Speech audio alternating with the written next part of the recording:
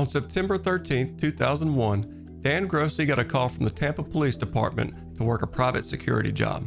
He was a retired Tampa officer, so working security jobs like this wasn't that out of the ordinary, though this assignment was a little unusual. They asked Grossi if he would escort some Saudis on a flight from Tampa to Lexington, Kentucky. Remember, the skies were closed in the US after 9/11, so Grossi was sure that this flight wasn't going to happen.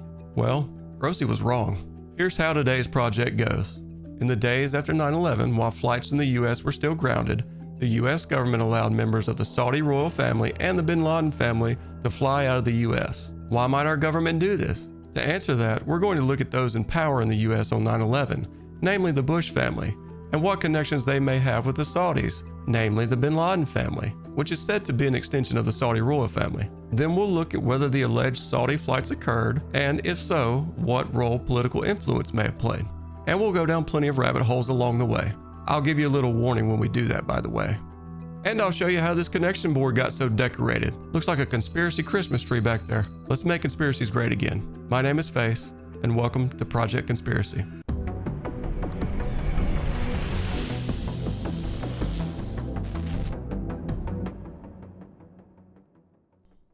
So let's get started with those in power, and a little bit of background on the bin Laden family is going to do us some good here. If you're not interested in the Bush bin Laden connections, feel free to check out the timestamps and fast forward to the evidence. Osama bin Laden's dad, Mohammed, is basically the family patriarch. He started a construction business in 1930, kept getting the lowest bids on all the contracts for the Saudi royal family, ended up developing a relationship with the royal family, and got filthy rich as a result. Like, really rich. Mohammed died in a plane crash in 1967, but the bin Laden family stayed close to the royal family after his death. In the 1960s and 70s, the bin Ladens were expanding their influence and making friends in the United States. Enter the Bush family, which was rising to power during this time period. So, what connections did these two powerful families have? Well, let's talk about it. The top 5 Bush bin Laden family connections. Trust me, it's a non-exhaustive list. Number 5, Jim Bath, matchmaker or CIA operative. Jim Bath was an Air Force pilot turned Texas businessman, but before that, he was a member of the Texas Air National Guard. Guess who was serving there with him at the same time? George W. Bush. And to make our lives easier, I'm just going to call him George W. And for George Herbert Walker Bush, we'll just call him Bush Sr. Anyways, Bath and George W. met when they were reserve pilots in the 1970s. What else was going on in the 1970s? The Vietnam War. Yes, this is basically how George W. got out of serving in Vietnam. And he made a friend. Jim Bath also had connections with the Saudi elite, including Osama bin Laden's brother, Salim bin Laden. Salim was the eldest bin Laden brother and took over the family empire in 1967 after that plane crash. Salim bin Laden also later died in a plane crash. Weird, right? But you could almost think of Jim Bath as a type of representative to the West for the bin Ladens. He would help them with business deals and that type of thing. But some say that Jim Bath was actually a CIA agent. One guy who seemed convinced of this is Bill White. Who is Bill White? Bill White graduated from Annapolis and Harvard Business School, and he was a former Navy fighter pilot. Yes, everyone's a pilot in this story. Well, Jim Bath and Bill White actually knew each other. And Bill White described how they met on a Canadian Broadcasting Corporation show called The Fifth Estate. This fellow, James R. Bath, needed someone to run a series of real estate companies that would be grub-staked by not only the political families, but also by some foreign nationals, the Saudis. And so I came down on an interview and met Jim. Jim Bath ran a company called Jim Bath and Associates, but according to White, Bath seemed more interested in the Saudis. He also ran a company in the same building called Bin Laden and Associates, which Jim explained was a procurement company for the Saudis. He bought a bank for them, he bought an airport for them, he started an airline for them, among other ventures in Houston, Texas. And White says that's because Bath was a CIA agent. Here's how White's story goes. White says that when Bush Sr. became CIA director in 1976, the CIA wanted to reorganize a bit because some of their questionable activity had been coming out in the media around that time. As part of this, Bush Sr. needed a pilot to form an aviation venture and deal with the Saudis. Well, George W. was a former pilot, so Bush Sr. asked him if he knew anyone. George W. recommended his old buddy Jim Bath, and Bath accepted, allegedly. So, was Jim Bath a secret CIA agent, conducting covert business operations between the Bushes and bin Ladens? Can't prove that, but his former business partner Bill White sure seemed convinced, and is strong enough to put it up on the court board. At the very least, we know that Jim Bath was a high-profile friend of both the Bushes and the bin Ladens. So it's not surprising that Bath also plays a part in our next connection on the list. Number 4, George W.'s oil company, Arbusto Energy. You know how Foster's is Australian for beer? Well, Arbusto is Spanish for bush. Arbusto Energy was a Texas oil and gas exploration company that George W. started in 1977. Some say that Salim bin Laden either invested heavily in or even founded Arbusto with George W., but I haven't been able to find much evidence of that. Jim Bath, on the other hand, did put money into Arbusto. In June 2001, Time magazine reported that Jim Bath put $50,000 into Arbusto early on. Time magazine isn't the only one who claimed this. Remember how I told you I'd give you a warning for the rabbit holes? Rabbit hole warning. J.H. Hatfield also made claims like this in his book Fortunate Son that was published in 1999, right before the 2000 election that George W. won. Hatfield's book got a lot of attention, and it quickly climbed to the New York Times bestseller list. But Fortunate Son was also extremely controversial due to the claims made in the book. For what it's worth, Hatfield claimed the book had been screened by lawyers. But after it released, the media basically ran a smear campaign against Hatfield. They said that he was a felon who had been convicted of trying to hire a hitman to kill his former boss, and that he had pleaded guilty to embezzlement. Now, Fortunate Son was published by St. Martin's Press, which is owned by Macmillan Publishers, one of the biggest English language publishers in the world. You'd think they'd do a little background check before putting such a controversial book on the shelves, right? Well, the media pressure got to him. St. Martin's Press pulled Fortunate Son from the shelves in October of 1999. A modern day book burning, if you will. And it didn't go much better for Hatfield after that. On July 17, 2001, a Bentonville, Arkansas police officer said that they went to Hatfield's house to arrest him on credit card fraud. The police couldn't find him, but they did find Hatfield the next day on July 18, 2001. He was dead in a motel from an apparent prescription drug overdose. At least that's what they say. Hatfield was 43 years old. According to police, Hatfield left a note citing financial problems, and the book Fortunate Son is why he did it. Seems like it would be consistent with the credit card fraud charges, right?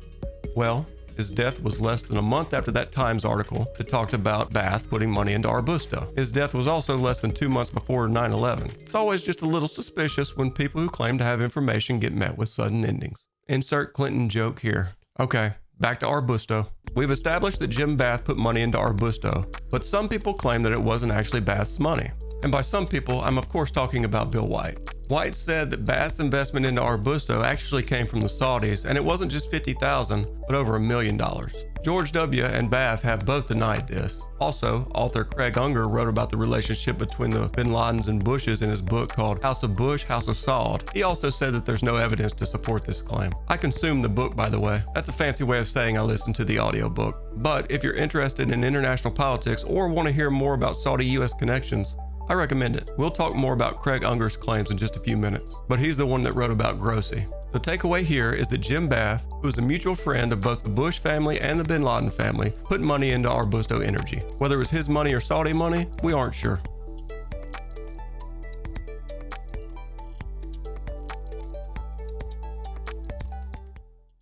Number 3, Osama's CIA connections and creating a monster. So, is this one directly related to the Bushes?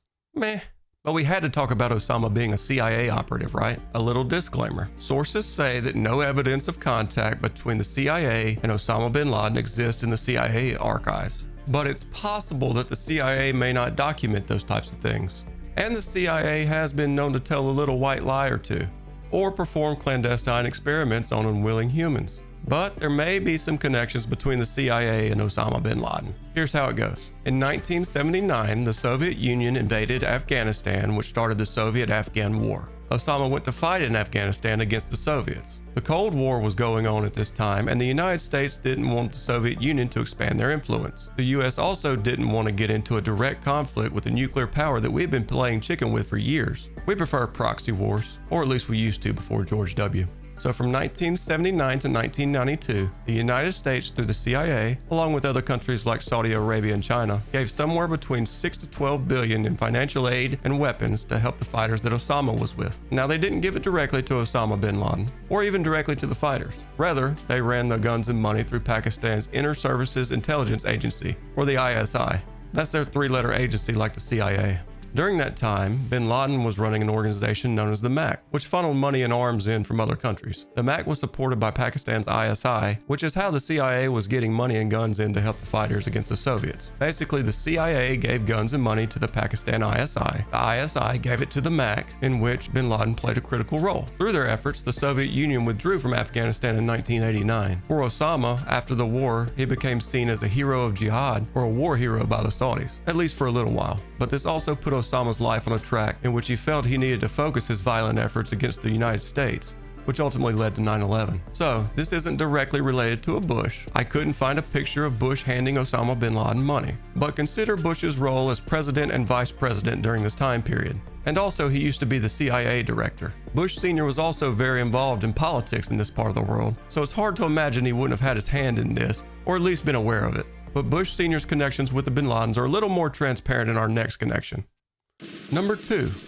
Bush Sr. and the bin Ladens joined the Carlyle Group. So after Ross Perot mucked up the 1992 election for Bush Sr., the next year he became involved with the Carlyle Group. The Carlyle Group was founded in 1987 and named after the Carlyle Hotel in New York City. In a nutshell, Carlyle was a company that flipped other companies. Carlyle would buy private companies that weren't doing so great, overhaul them, and turn around and sell them for millions or billions of dollars. For instance, Carlyle bought Magnavox Electronic Systems in 1993 for $165 million. 2 years later, they turned around and sold it for $370 million.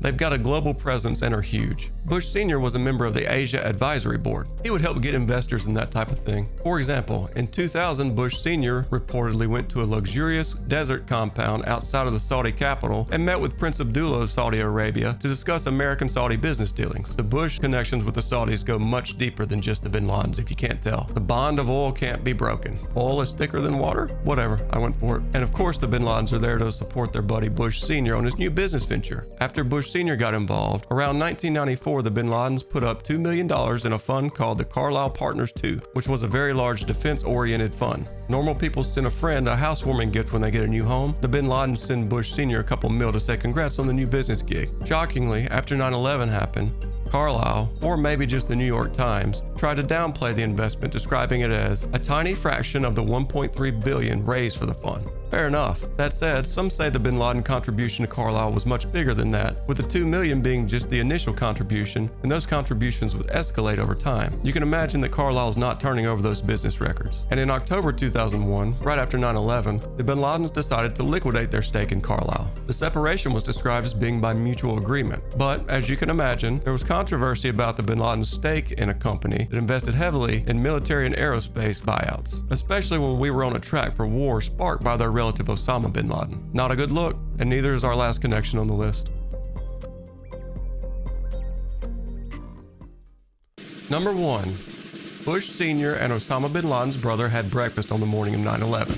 Here's how this one goes. On September 11, 2001, members of the Carlyle Group, including Bush Sr. and his former Secretary of State, James Baker, were meeting at the Ritz-Carlton in Washington, D.C. with Shafiq bin Laden, who was Osama bin Laden's brother, aka Bush Sr. and Osama bin Laden's brother had breakfast on 9/11. A lot of people hear this claim and think, that's just an urban legend. There's no way that's true. Well, so Carlyle's 2001 Investor Conference was a 2-day event that took place on September 10th and September 11th, 2001 at the Ritz-Carlton in Washington, D.C. Shafiq bin Laden, Osama's brother, was the guest of honor. From what I could dig up, it seems like at least James Baker and Frank Carlucci were there with Shafiq bin Laden on September 11th. And I did find sources that said that Bush Sr. was also there on the morning of September 11th. I also found sources that say that Bush Sr. was actually there with Shafiq bin Laden on September 10th, the day before the attacks. Based on what I've seen, this seems more likely to be the case. But this claim is pretty close to being true. And any way you slice it, probably not a good look for Bush Sr. to be having breakfast with Osama's relative that close to 9/11. And Bush Sr. has a history of not having a good look.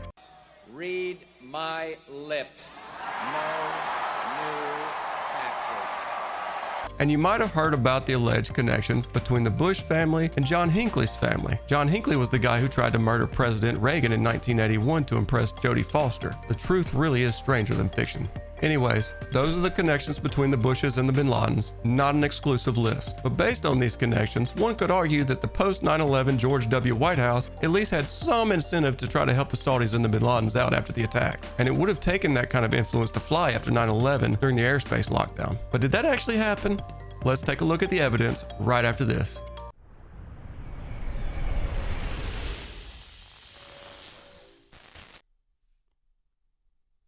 You thought you were getting an ad, didn't you? Well, it's our first episode, so guess again. Let's get to today's main event, the alleged clandestine Saudi flights. Some of you may have heard of this conspiracy from Michael Moore's movie Fahrenheit 9/11, but the inspiration for today's episode actually comes from an unlikely place, Snopes. Yes, that's Snopes. Look, I could have opened this whole episode by talking about Fahrenheit 9/11, but I don't really want to talk about Michael Moore. But if you were hoping for some fun at Michael Moore's expense, I get it. But go check out Team America World Police. It holds up better than you think, and it's pretty funny. Do that after you finish this video, of course. And make sure to hit the subscribe button here if you're having fun. So what does Snopes say about the alleged Saudi flights? Well, their article on the issue is actually quite the journey. Paragraph after paragraph of detail. The sheer amount of words that they have to use to debunk this one made me want to look into it more. And here's how Snopes frames the claim. Secret flights whisked bin Laden family members and Saudi nationals out of the US immediately after September 11th while a general ban on air travel was still in effect, and before the FBI had any opportunity to question any of the passengers. Well, the word whisked seems a little hyperbolic, maybe trying to make people sound a little crazy, but overall, generally fair characterization of the issue, Snopes. Next, Snopes immediately rules it false. We saw that one coming. By the way, did you see what they named the URL? Flights of Fancy. I hate them. To prove this claim false, it looks like Snopes cites almost exclusively to the 9/11 Commission final report. So the 9/11 Commission was created by Congress and signed off on by George W. to create a full and complete account of the circumstances surrounding the September 11th attacks. In its final report, the 9/11 Commission purports to answer three main questions about these flights. Let's take them in order.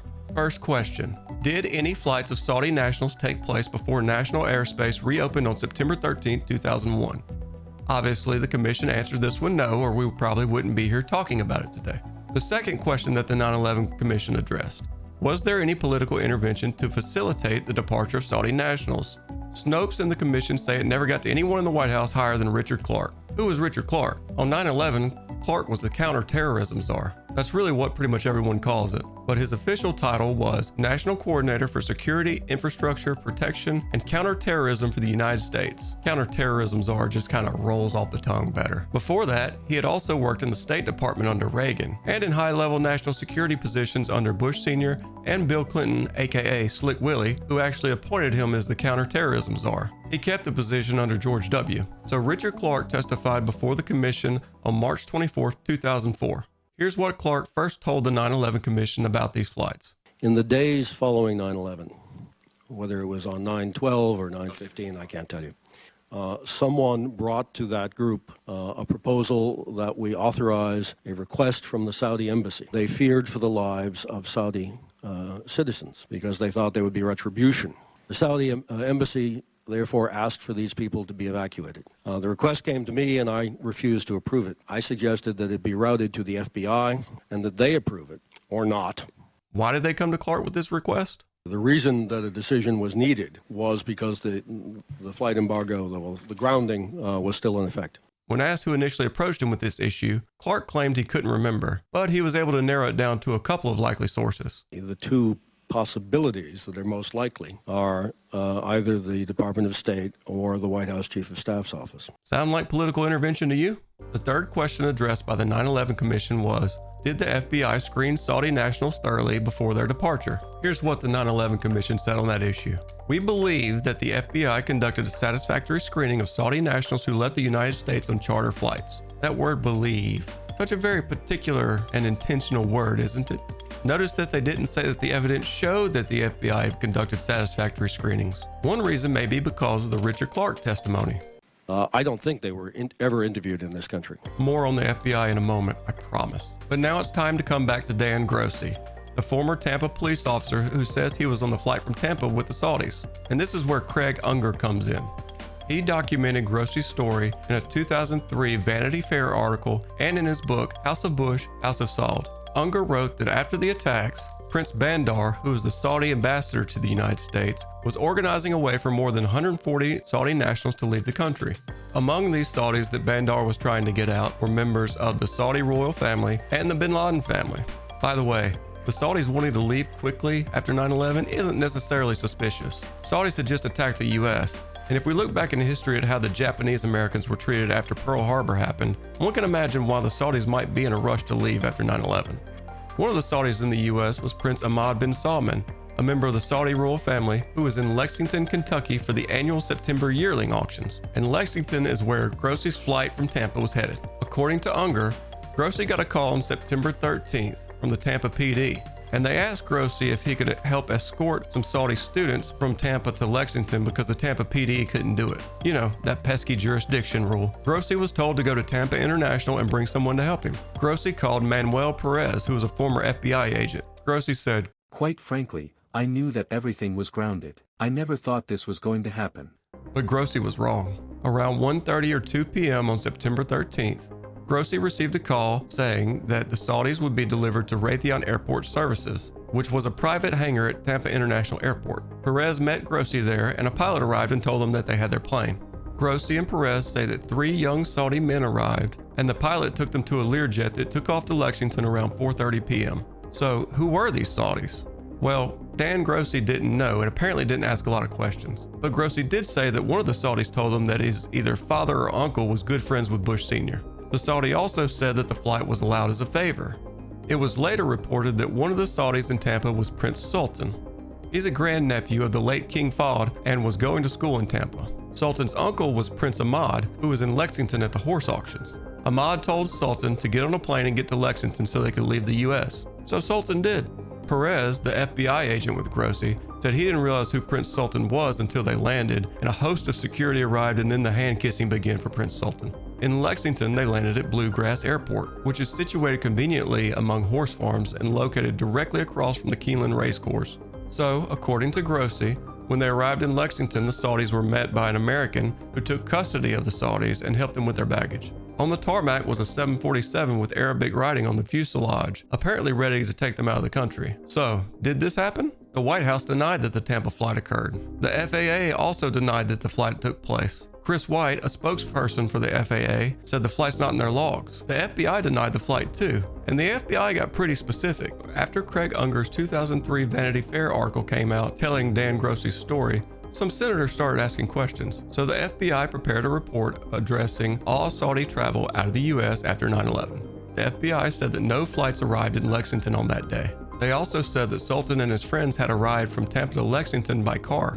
The FBI went even further and said that Sultan had disobeyed Prince Ahmad by traveling by car instead of by jet as the prince had instructed them. But journalist Gene Heller confirmed that the Tampa flight occurred in a 2004 Tampa Bay Times article on the issue. Gene Heller, by the way, was the journalist who in 1972 first broke the story of the CDC's Tuskegee syphilis study. According to Heller, Tampa International admitted that this flight occurred when the 9/11 Commission finally asked about it in 2004 after Richard Clark's interview, and the airport gave details. The plane landed at Tampa International at 3:34 p.m. and then took off at 4:37 p.m. headed north. That's exactly what Dan Grossi said. The plane then returned to Tampa around 8:23 p.m., also what Grossi said. And Heller reached out to Grossi before writing this article. He declined to talk about it in detail, but he did say this. "I'm over it. The White House, the FAA, and the FBI all said the flight didn't happen. Those are 3 agencies that are way over my head, and that's why I'm done talking about it." However, Grossi did confirm that his account in Craig Unger's book was accurate, but this next part is just weird,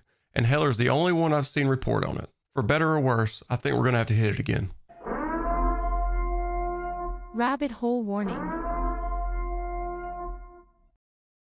Remember how Dan Grossi said he was supposed to meet the Saudis at Raytheon Airport Services at Tampa International? Well, according to Heller, Raytheon Aircraft was the only facility at Tampa International that serviced chartered flights like the one Grossi was on. Raytheon collected landing fees from only 2 aircraft on September 13th, and one of them was a Lear 35 that sounds like the one Grossi might have been on. However, that Lear had a tail number which, according to federal records, was assigned to a Cessna based in Michigan. Heller contacted the owner of the Cessna, who confirmed that he owned the plane with that tail number and that he owned it before the attacks. The owner said that someone must have gotten the registration number wrong in Tampa. Assuming what Heller writes is true, there's only 2 possible conclusions. 1, there was no record of the flight Grossi and the Saudis were on, or 2, the record for that flight is not accurate. If I'm missing a connection here, let me know down in the comments, or just type in literally any character and post a comment, because the engagement helps more than you think. So what does Snopes and the 9/11 Commission say about all this? Well, the Richard Clark testimony that we looked at took place on March 24, 2004. The Gene Heller article was published on June 9, 2004. And the 9/11 Commission's final report was released about a month and a half later on July 22, 2004. So when the 9/11 Commission issued its final report, they couldn't deny that this flight took place like the FAA, the White House, and the FBI did. It looks like they also didn't make much time to investigate it, and it shows in their report. By the way, guess where they talk about the Tampa flight in the final report? Well, the 9/11 Commission's final report in PDF format is 567 pages. The Tampa flight is addressed on page 556 to 557, just 10 pages before the end, and in only 2 paragraphs. It's getting hard to believe that this stuff isn't intentional, right? Based on when the report came out, the Commission had to admit that the flight occurred, but they said that airspace was open at that time. And the 9/11 Commission was actually correct about this. On September 13, 2001, on the day of Grossi's flight,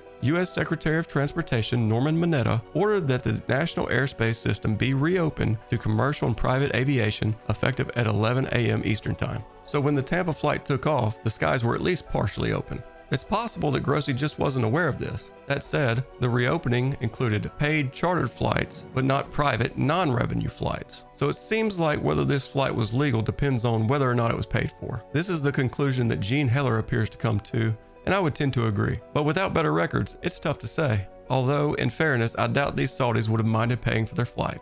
But the 9/11 Commission's report strays from Grossi's account of that day, and it leaves out quite a lot. For example, the Commission's endnote omits Grossi's account about what happened after they landed at Bluegrass in Lexington. Remember, Grossi told Unger that he thought that there was a 747 there with the Arabic writing on it, apparently ready to take them back to Saudi Arabia. Grossi later doubled down on what he told Unger in his interview with Heller, and the 9/11 Commission did interview Grossi in May 2004. He told them pretty much the same thing. Not only that, but Grossi told the Commission that he was disturbed by the fact that the FBI initially claimed that the Saudis drove to Lexington. But the 9/11 Commission doesn't address any of this in its report. Also, the 9/11 Commission fails to even mention the identities of anyone on the Tampa flight, and it doesn't mention anything about the issue of political intervention. Remember, Grossi didn't ask a lot of questions on the plane, but he did claim that one of the Saudis said to have a connection with Bush Sr. He told the 9/11 Commission this too. We also heard what Richard Clark said about where the request for the flights probably came from. Wouldn't these accounts be relevant to the 9/11 Commission's question about potential political intervention? So we've got some problems with the 9/11 Commission investigation. And in getting to this point, it looks like we've come across some issues that really no one's addressed yet. Based on Heller's reporting and what the FAA said, why does it look like the record of the Tampa flight may be missing or altered? Why did the White House, FAA, and the FBI originally deny that the Tampa flight took place? Finally, Unger's narrative insinuates that that 747 was there on the tarmac, ready to take the Saudis back to Saudi Arabia. If that happened any time near the time that they landed in Lexington, it sure seems unlikely that the FBI would have been able to screen them. Remember, the FBI originally denied that the flights even happened, although they did admit that later they learned that it took place. How much later? After the 747 left the country later? But if it brings you any comfort, the 9/11 Commission believes the FBI was on top of it. Here's what we can take away from all of this. We still have unanswered questions about the Tampa flight and what happened with the Saudis after they landed in Lexington. The U.S. government appears to have changed its story about the Tampa flight. And for the FBI, in the best case, they were misinformed and tardy. And in the worst case, they outright lied. So, contrary to what Snopes says, this conspiracy may not be such a flight of fancy after all. I'm posting my sources here on YouTube, by the way, for your convenience. And look, I take a lot of pride in my research, but it's entirely possible that I've missed something or messed something up. And if you think I did, let me know down in the comments. Or join our Discord and let me know there. Either way, I think that we can agree that there's something weird going on with the FBI in these flights. But if you want to hear about some mischievous CIA activities, check out this video here. We talk about aliens in the Soviet Union too, and when the CIA used a cat as a spy. I appreciate you taking the time to join me on this project, and we'll see you on the next one. Until then, watch out for the lizard people.